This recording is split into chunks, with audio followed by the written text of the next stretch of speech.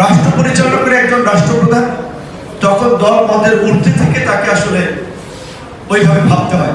সেই জায়গা থেকে আমরা বলছিলাম যে দলীয় প্রধান এবং সরকার প্রধান একই ব্যক্তি হবে না। তো এই রকমের বেশ কিছু মৌলিক রিফর্মের প্রশ্নে আমাদের দলীয় পজিশন অনেক আগে থেকেই আমরা ব্যক্ত করে আসছিলাম।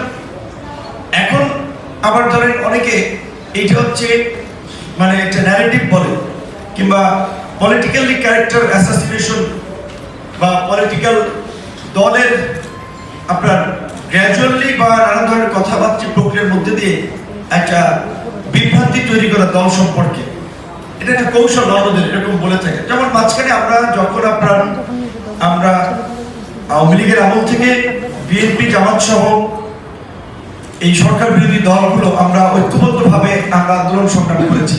সে সময় আমাদের সকলের লক্ষ্য উদ্দেশ্য ছিল এক, ফ্যাসিবাদের পতন। তো ফ্যাসিবাদের পতনের পরবর্তী সময় এখন আমরা আমাদের যার যার রাজনৈতিক আদর্শ লক্ষ্য উদ্দেশ্য বাস্তবায়নে আমরা কাজ করছি। সেখানে রাজনৈতিক দলগুলোর মধ্যে প্রতিযোগিতা থাকবে, রাজনৈতিক দলের রণকৌশল থাকবে। তো আমরা তো এখন পর্যন্ত বলি নাই